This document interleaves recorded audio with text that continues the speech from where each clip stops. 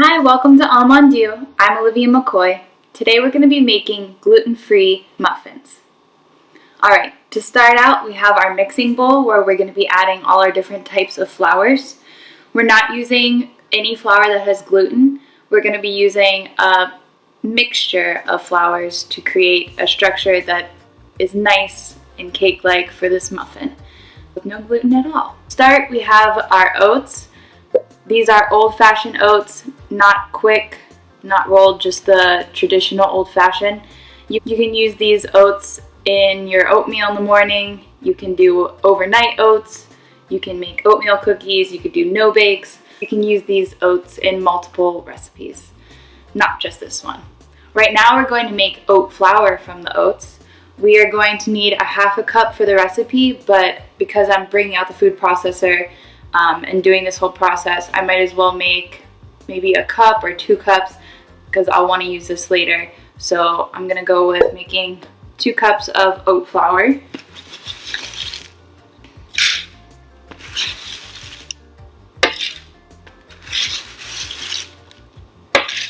This is a half cup scooper, so I'm doing 4 half cups, which is 2 whole cups. Adding it to my food processor, and now we are going to make oat flour. All we have to do is turn our food processor on and let it go until we have a finely milled flour. Alright, so let's check it out here. Could go for a little bit longer. All I'm checking for is the texture. So there are some pieces that were still a little bit large, not quite the whole oat, but still too large for a nice fine crumb for our muffin. So back on. Should be good to go. So here we have made oat flour. Texture wise, should be very fine. You know, it's still going to be a little bit coarse, but all in all, nice texture for our muffins. So from this, we are going to need half a cup of oat flour, and then I'll save the rest for other recipes.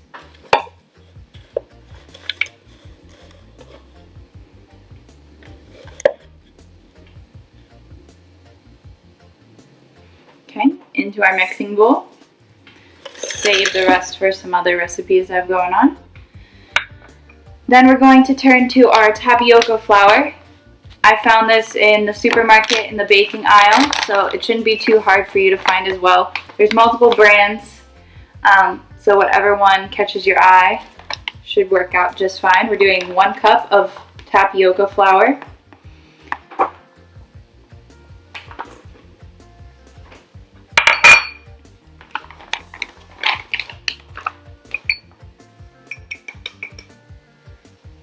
And then we are turning to our cornstarch. We're going to do 3/4 cup of cornstarch. Again, in the baking aisle, any brand will work.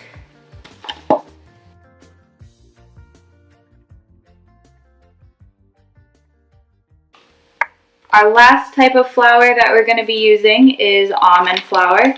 This one is finely ground. You can see, I'll show you the texture. It's not coarse. There are some almond flours, like almond meal, which still is the coarse and still has the skin on. This is skinless almond flour, so that's why it gets such a fine mill. And we're going to do a half cup of almond flour.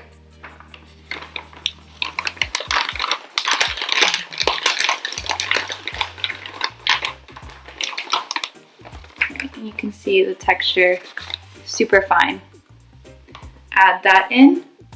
So now we have almost all of our dry ingredients. All we need now is sugar.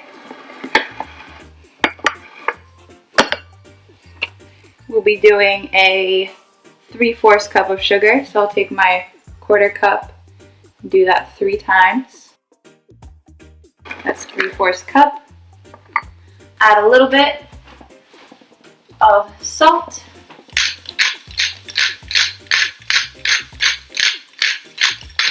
About a teaspoon of salt, just to add a nice balance to the sweetness. And now we're going to get our butter and move over to the mixer. Here we are at our mixer. We are going to be using 6 ounces of butter. This is measured out. I will include the tablespoon amount of butter that you would need in order to reach up to 6 ounces. This is room temperature butter, so it's been sitting out for probably 2-3 hours. I'm able to poke my finger into it, reach the middle. This should be softened to room temperature. This is going into our bowl with our flours and our sugar. And now we are going to turn the mixer on to low. Start to incorporate the butter. We want the butter to create these nice pea-sized pieces inside of our bowl. So pea-sized pieces of butter mixed into our flour is what we are going for at this moment.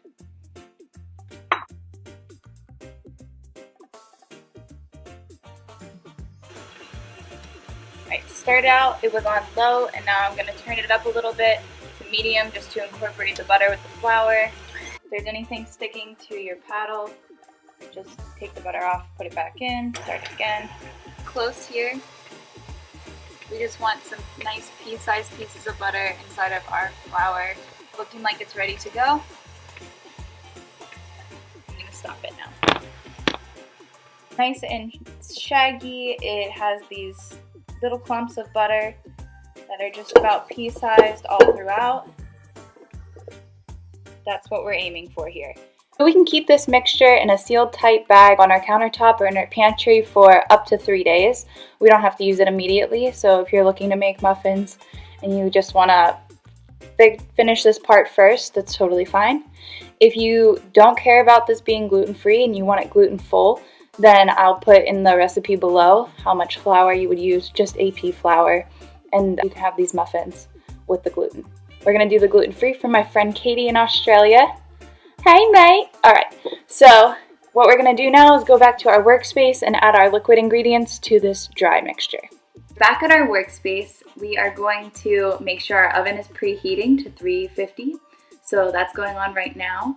And we have our flour mixture with the butter that we use the paddle attachment on low and then switch to medium for just a little bit to get pea-sized amounts of butter all throughout our flour. We are now going to add our liquid ingredients. We have half a cup of milk. We have 2 eggs. We're going to add our eggs to our milk.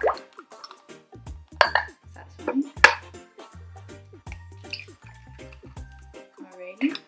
And we're going to give this a little stir up, just incorporating these 2 ingredients together. Breaking our yolks.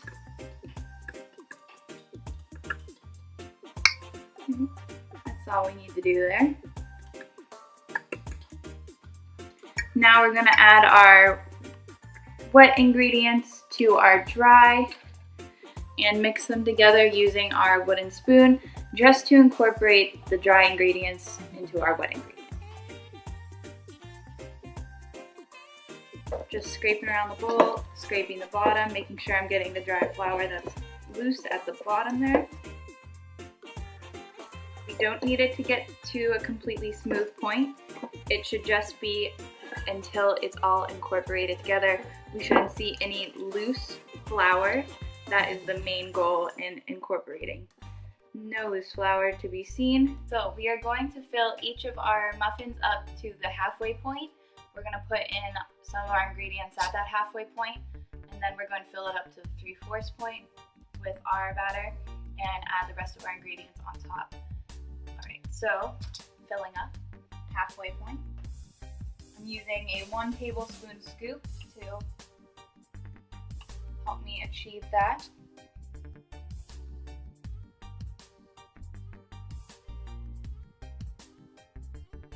So we're up to the halfway point on all of our muffin tins. I'm going to add my halfway ingredients, so that's either going to be 3 blueberries or a couple of pieces of banana and chocolate.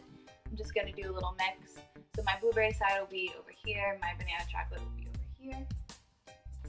So, got some blueberries. I like to fill to the halfway point so these blueberries don't sink all the way to the bottom.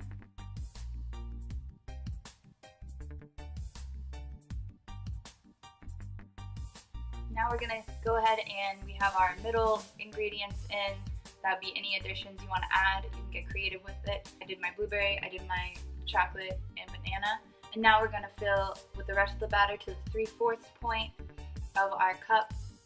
And then we're going to top it again and finish off with our brown butter streusel, which the recipe for that will be in the additional section below.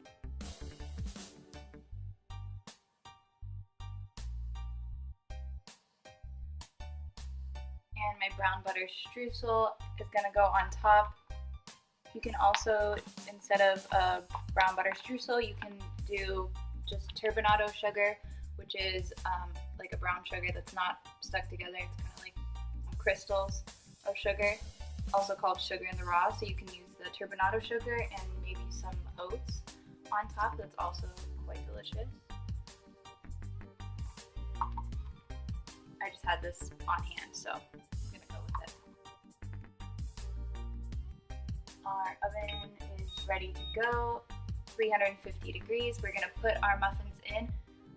Should be about 20-25 minutes, but I'll make sure to give you the exact time when these finish up, and then we'll take a look at how they look. Alright, here we are with our finished product. Now, when I was finishing up putting these in the oven, that's when I realized I did not add the baking soda and baking powder. Whoops, mon dieu.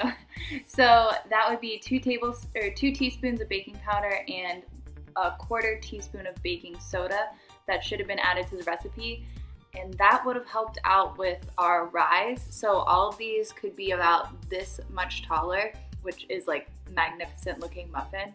And then the texture on the inside becomes very, very light with the baking soda and the baking powder, and super airy, and just what you want with a muffin. So we have like pretty good muffins here, but it would be exceptional if at home you add in the baking soda and baking powder, and then you're gonna have yourself some exceptional looking muffins, which I'll include a picture of at the end of this because I made this recipe before correctly, and they were like tall, all beautiful, all the same. Texture on the inside was like crumbly and delicious. So, whoops. Still pretty good muffins. Really yummy. I ate one immediately as they came out, just letting them cool off now. So I decided that I was not alright with only having pretty good muffins. I went back and I made the recipe again, adding in the baking soda and baking powder to the dry ingredients before I added the butter. And here we have exceptional muffins. Gluten-free. On the inside, the texture is wonderfully moist, light and airy. The baking soda and baking powder are what give the muffin like that muffin top effect. So we have that. Are pretty good. Are they even pretty good? Are alright muffins. You can see they're a lot denser. Just missing out on 2 teaspoons and a 1/4 teaspoon of baking powder and baking soda. It makes the world of difference.